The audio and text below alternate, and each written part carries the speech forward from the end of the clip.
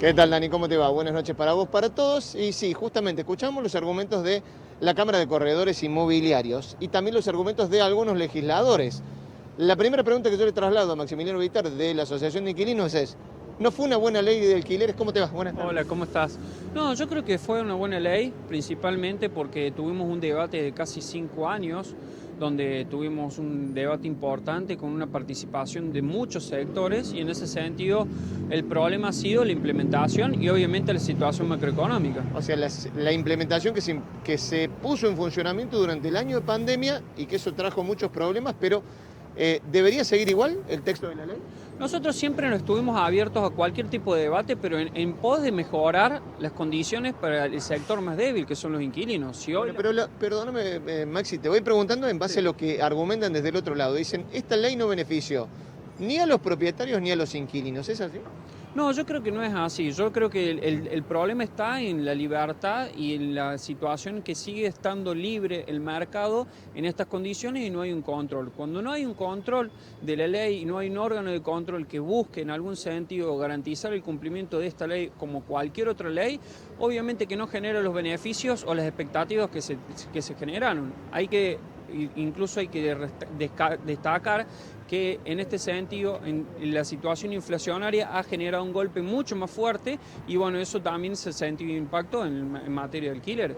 Uno de los argumentos que daban desde la Cámara de Corredores Inmobiliarios es, con esta ley bajó la oferta de departamentos, hay un 30% de departamentos menos o de casas menos en alquiler o de posibilidades menos de alquilar, se subió el precio inicial, el plazo es muy largo, habría que cambiar la manera de actualización.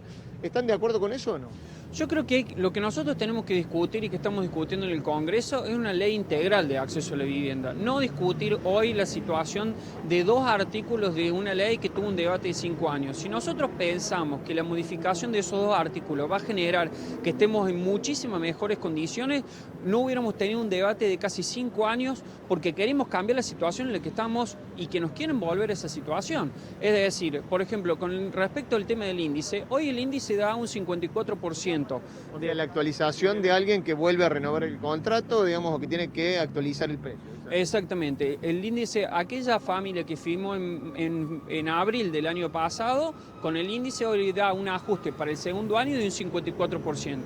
En esa coyuntura, si hubiera firmado un contrato con un ajuste del 18 o el 20% semestral, acumulativo, va a terminar pagando un 72% de aumento al finalizar su segundo año de contrato contra un 54% que hoy tiene la ley de alquileres. Y si hubiese sido un ajuste del 25%, un 95% de ajuste al finalizar ese segundo año de contrato, es decir, casi 20 puntos por encima de lo que establece hoy el índice. O sea, vos decís que la modificación de estos puntos no cambia mucho. ¿Estarían en contra de que se modifiquen o no sería el problema que plantearían ustedes en el próximo debate legislativo, que, bueno, es inminente ya? Nosotros creemos que tiene que ser una mirada integral, se tiene que hablar sobre cómo se va a determinar el precio inicial, qué va a suceder con la situación de las viviendas que hoy no están ofreciéndose en el mercado, qué pasa con el ajuste. Nosotros planteamos que el ajuste sea de acuerdo a los salarios, no de acuerdo a un promedio de inflación y salario. Lo que pasa es que el marco del Congreso se dio ese consenso y obviamente también ahí avanzar en lo que es un órgano de control. Vuelvo a insistir, vamos a seguir discutiendo muchísimos artículos y muchísimas leyes, pero si no hay un órgano de control que garantice el cumplimiento, difícilmente podamos ver alguna modificación en la situación que viven muchas familias. No quiero reducir, digamos, la postura de uno u otro, pero desde la Cámara de Inmobiliarios dicen se tiene que regular por oferta y demanda, tiene que haber menos control. Y lo que vos decís es, tiene que haber más control. Tiene que haber, como está sucediendo no solamente en Argentina, sino en toda parte del mundo. En España el ajuste de los contratos se daba en un marco de acuerdo a la inflación y el mismo gobierno estableció una limitación en este sentido. O sea, la situación no solamente internacional en términos inflacionarios, sino también a nivel local hace que se tenga que tomar medidas con un Estado mucho más presente porque es necesario que nosotros entendamos que cuál es la parte débil. No hay acuerdo entre partes. Es mentira cuando se plantea que hay un acuerdo entre partes, porque si del otro lado hay una posición predominante por parte del propietario de las inmobiliarias que te dicen, si vos este ajuste no lo querés, no te alquilo, Bueno, nosotros necesitamos un lugar donde vivir. Entonces, en ese marco y en esa discusión, obviamente que una parte necesitamos que el Estado esté mucho más presente en este sentido.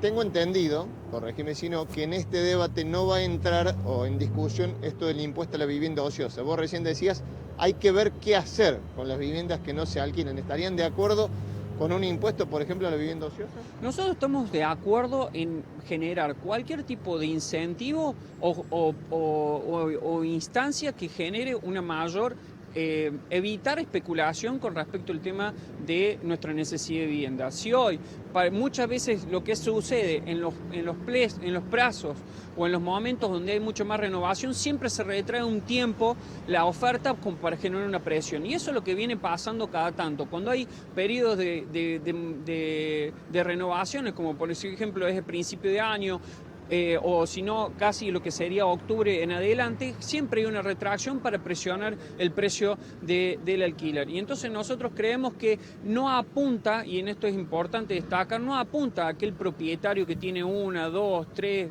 4 o 5 viviendas en alquiler, sino apunta a los grandes desarrollistas que son los que hoy están presionando y están dejando a muchas familias en la calle. Vuelvo a insistir en este tema. Se está discutiendo en todo este mes cómo va a ser el alquiler de acá en adelante. Nosotros lo que sí tenemos que tener en claro y que sean las inmobiliarias, los propietarios sinceros en el debate. ¿Cuánto quieren aumentar el alquiler? Porque hoy es lo que nos dicen. Empezaron diciendo que querían derogar toda la ley, ahora solamente quieren 2 artículos.